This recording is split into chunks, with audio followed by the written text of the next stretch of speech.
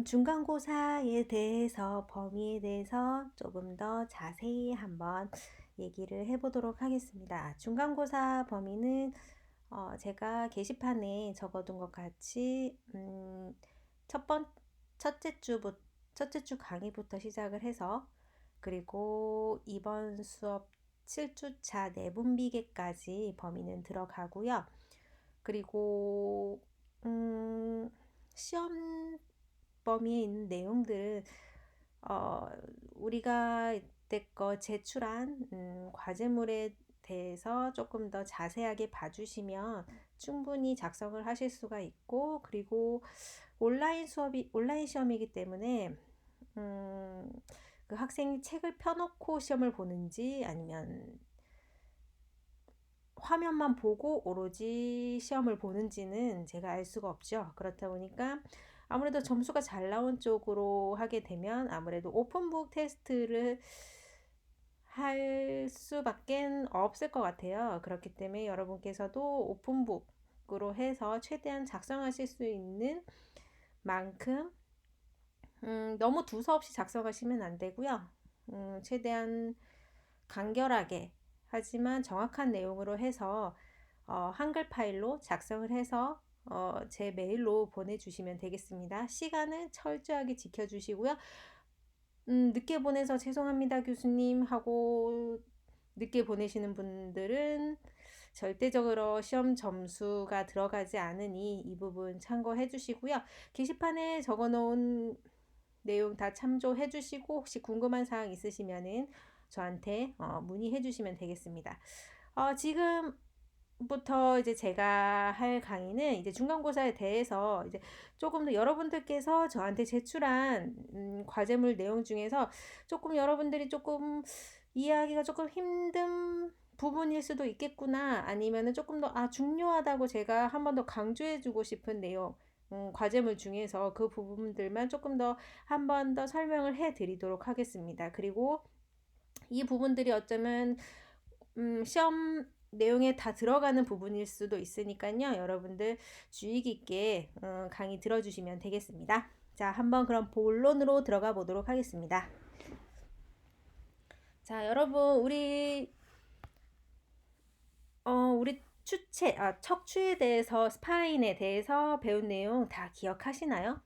물론 잊어버린 부분도 많이 있을 거라고 생각이 드는데요. 하지만 이 부분은 정말 중요하다 못해 아예 암기를 그냥 해버렸으면 하는 정도의 내용이라고 보시면 됩니다.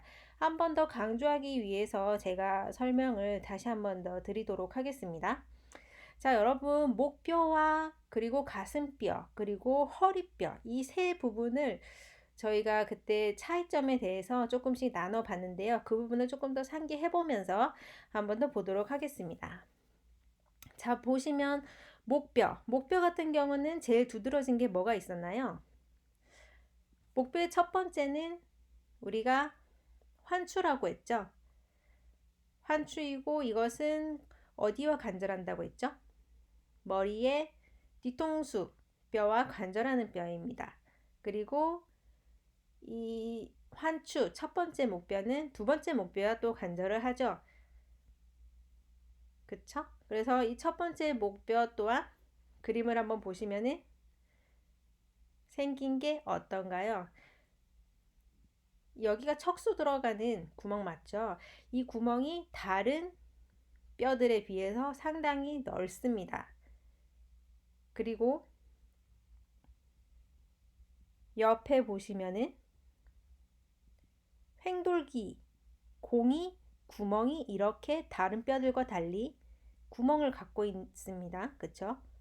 그리고 보시면 뒤쪽에 극돌기, 뒤쪽에 튀어나온 돌기 역시 다른 뼈들과 달리 두 개로 분리된 부분을 볼 수가 있죠. 그리고 이 추체 또한 생김새가 다른 것을 알 수가 있습니다. 그리고 오른쪽을 보시면 이 극돌기 자체는 너무 내려가지도 않고 그러나 너무 평행하게 직각으로 나 있지도 않고 약간 사선으로 기울어져 있는 모습을 볼 수가 있죠. 자, 다음으로 흉추를 한번 보시겠습니다. 흉추 같은 경우는 어떤가요? 자, 촉수가 들어가는 이 추간공 자체는 목뼈보다는 좁고, 그렇다고 요추보다는 넓은 편은 아니죠. 그리고 옆에 보면은 횡돌기 부분이 옆으로 나져 있고, 그리고 극돌기 부분은 하나로 이루어져 있습니다. 분리가 되어 있지 않죠. 그리고 추체는 약간 삼각형 모양을 갖추고 있습니다. 오른쪽 옆에서 본 모습을 보시면 흉추 같은 경우는 상당히 아래로 굽어져 있는 모습을 볼 수가 있습니다. 자, 그리고 요추를 보시면 요추는 추체 자체가 중력을 받아야 하기 때문에 가장 넓죠. 그리고 앞에 추간공은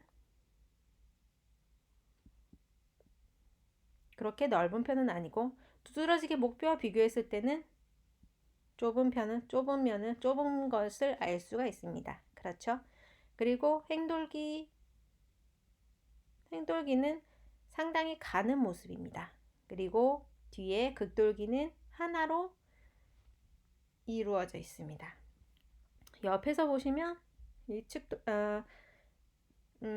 극돌기는 상당히 널찍하고 약간 평행하게 직각으로 뻗어 있는 모습을 볼 수가 있습니다. 옆에서 봤을 때도 추체 역시 중력을 받기 때문에 상당히 넓은 모습을 갖추고 있죠. 그래서 추체 크기를 보시면 요추가 가장 크고, 그 다음에 흉추, 그 다음에 목뼈로 크기가 구분이 된 것을 볼 수가 있고, 횡돌기는 요추가 가장 크고, 그 다음에 흉추, 그 다음에 목뼈. 이거 자체는 그림으로 봤을 때와 같이 길이 차이인 것을 알 수가 있습니다. 그렇죠? 요추가 가장 길고 목뼈는 상당히 짧은 것을 볼 수가 있습니다. 그리고 추간공은 이 추간공 목뼈가 가장 넓고, 그 다음에 요추, 그리고 흉추가 제일 작은 사이즈로 이루어진 것을 알 수가 있습니다. 이렇게 보시면 되겠습니다.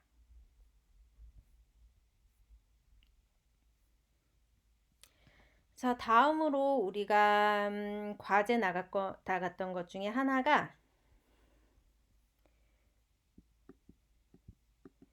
우리 모양, 인체의 움직임, 외전을 했느냐, 그리고 내전을 했느냐, 굴곡을 했느냐, 아니면 신전을 했느냐 등등 해서 우리 인체의 관절의 움직임에 따라서 그 용어들이 하나씩 다 갖고 있었습니다. 자, 예를 들어서 체근 같은 경우는 로테이션, 회전이 되고, 굴곡, 신전이 이루어지는 것을 배웠었죠. 그리고 팔꿈치 같은 경우는 프로네이션, 회내가 되거나 회가 되는 경우, 또 플렉션과 익스텐션의 움직임도 나온다고 보시면 됩니다. 어깨 같은 경우는 에비덕션, 옆으로 벌어지는 에비덕션, 그리고 어깨 숄더 조인트, 어깨 관절이 회전, 바깥으로 회전을 하느냐, 그리고 안으로 회전을 하느냐 따라서 익스터널, 인터널 로테이션 등등으로 나누어진 것을 볼 수가 있었는데요. 예전에 교수님이 유튜브 동영상 하나를 보라고 권장했는데 혹시 다 보셨나요? 그 유튜브를 보시면은 상당히 이해하기가 쉬울 거라고 생각이 듭니다. 자, 그래서 교수님이 이 사진을 하나 과제로 제출을 했었는데요. 자, 보시면 테니스 선수가 있죠. 이 선수의 인체 관절에서 나오는 움직임이 어떤 게 있는지 보이는 대로 다 작성을 해달라고 과제를 냈던 적이 있습니다. 자, 한번 같이 볼까요? 자, 보시면 공을 하늘로 던지고 있습니다. 자, 그때 시선이 공을 보고 있죠. 자, 그랬을 때 목은 어떻게 되나요? 공을 따라서 옆으로 회전을 했죠. 그렇죠?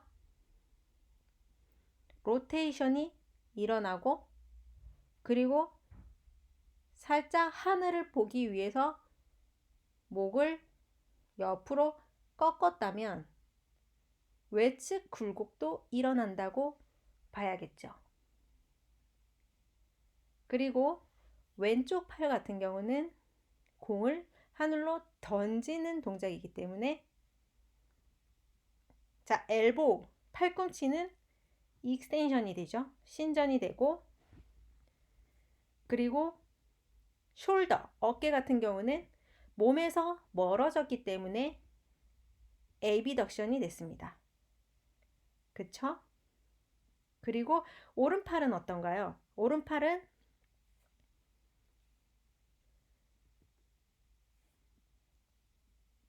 숄더 자체는 왼팔보다는 몸에서 멀어지진 않았지만 오른팔도 역시 몸에서 떨어졌기 때문에 에비덕션이 됐고, 그리고 엘보우 같은 경우도 플렉션이 된 상태죠. 그리고 체간은 어떤가요? 체간도 시선이 하늘로 향하면서 몸도 시선을 따라서 틀은 모습을 볼 수가 있습니다. 그렇게 되면서 이것도 역시 몸의 체간의 로테이션이 일어났다는 것을 알 수가 있고, 그리고 오른쪽 다리를 보시면 오른쪽 다리의 무릎이 어떤가요? 니가 살짝 구부려진 모습입니다. 이것은 구부려졌다는 것은 니가 플렉션 됐다는 모습을 볼 수가 있죠. 그리고 앵클, 발목 같은 경우는 무릎이 구부러지면서 살짝 뒤꿈치가 떠 있습니다. 그렇게 되면은 발목도 위로 플렉션 된 게 아니라, 위로 구부러진 게 아니라 아래로 구부러졌죠. 약간 까치발처럼 됐다는 것은 발목이 아래로 구부러졌다는 뜻이죠. 아래로 구부러졌다는 것은 플란타 플렉션이라고 얘기를 합니다. 이런 움직임을 과제로 제출해 주셨으면 됐던 부분입니다.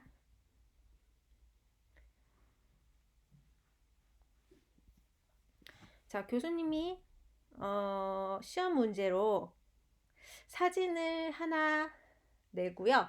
이 사진에 대해서 지금 교수님이 얘기한 것처럼 예를 들어 엘보우 조인트 같은 경우는 플렉션 됐다. 사진상에 봤을 때, 또 사진상으로 봤을 때 무릎이 니 조인트가 익스텐션이 돼 있다. 이렇게 하나하나 관절들을 분석해서 어떤 모습으로 갖추어졌는지, 플렉션 됐는지, 로테이션 됐는지, 익스터널 로테이션이 됐는지 등등을 해서 각각의 관절 이름과 그 관절에 따른 움직임들을 사진을 보고 분석해서 작성해 주시면 됩니다. 아시겠죠? 자, 그리고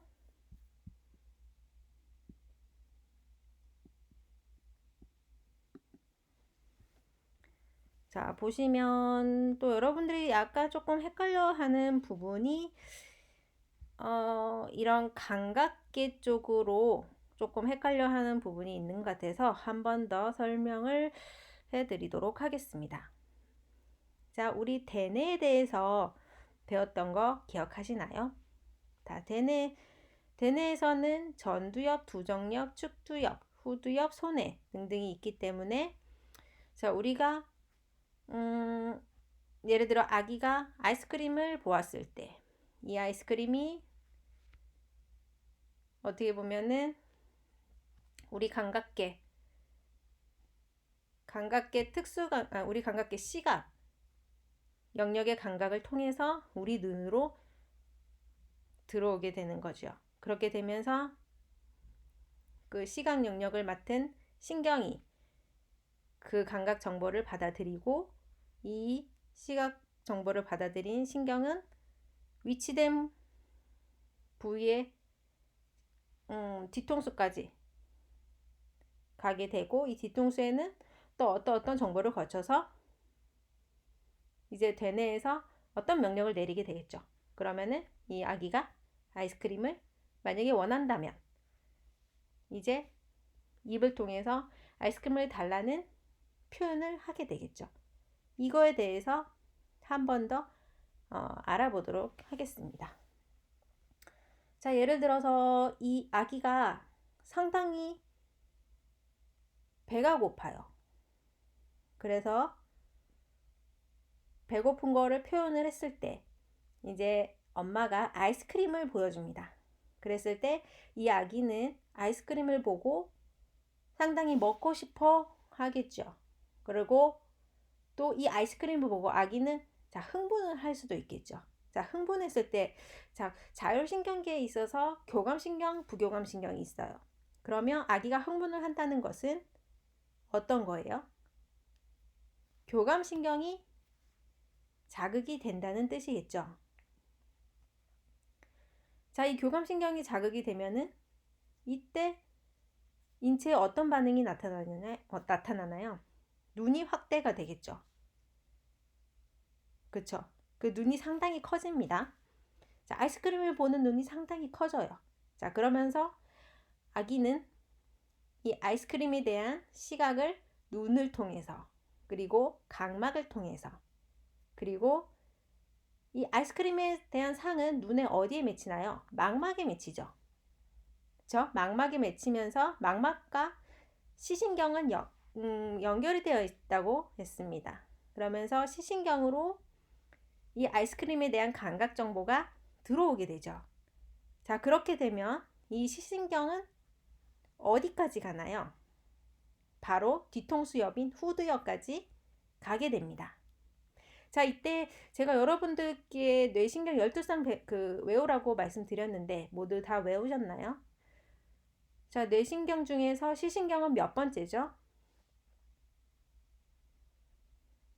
첫 번째 신경이 후각신경이었습니다. 그렇죠? 그리고 두 번째 신경이 바로 시신경이죠. 그죠? 후시동활. 시신경이 두 번째 신경입니다. 이 두 번째 신경, 제2 뇌신경인 시신경으로 감각 정보가 전달이 됩니다. 그래서 이 시신경이 후두엽까지 연결이 돼 있어서 후두엽에 있는 시각 영역으로 이 정보가 들어가게 되죠. 그러면서 이 대뇌에 있는 후두엽에서는 어떻게 하라고 하는 명령을 내릴 준비를 하게 됩니다. 그래서 우리가 이제 아이스크림을 달라고 이제 몸에서 표출을 해야겠죠. 그러기 위해서는 이 아기는 어떻게 해야 돼요? 말을 해야 되죠. 말을 하기 위해서는 어떤 말을 해야 되는지 대뇌에서 그것을 정리해 주게 됩니다. 그게 하는 곳이 바로 베르니케 영역이라고 했죠. 베르니케 영역에서 아이스크림을 달라고 해야겠다는 그런 명령을 내리게 됩니다. 그러면서 아이스크림을 주세요 하고 내용이 정리가 되면 이 정보는 다시 우리 전두엽 네 번째에 있는 운동 영역 1차 피질 운동 영역으로 가죠. 여기서 운동 영역으로 1차 피질 운동 영역에는 뭐가 있다 그랬죠? 브로카 영역이 있다 했습니다. 이 브로카 영역에서 아이스크림을 주세요. 구음절을 얘기하기 위해서 혀의 운동, 그리고 우리 얼굴, 표정, 얼굴에 있는 근육을 표정근이라고 하는데 이 표정근의 운동, 그리고 입술에 대한 운동. 자, 언어를 표현하기 위해서 최대한 이런 운동